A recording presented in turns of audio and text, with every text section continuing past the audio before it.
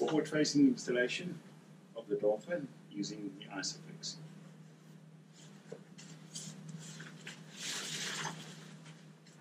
We take our ISOFIX arms, extend them outwards, and we want the red indicator to turn green once it's locked in successfully.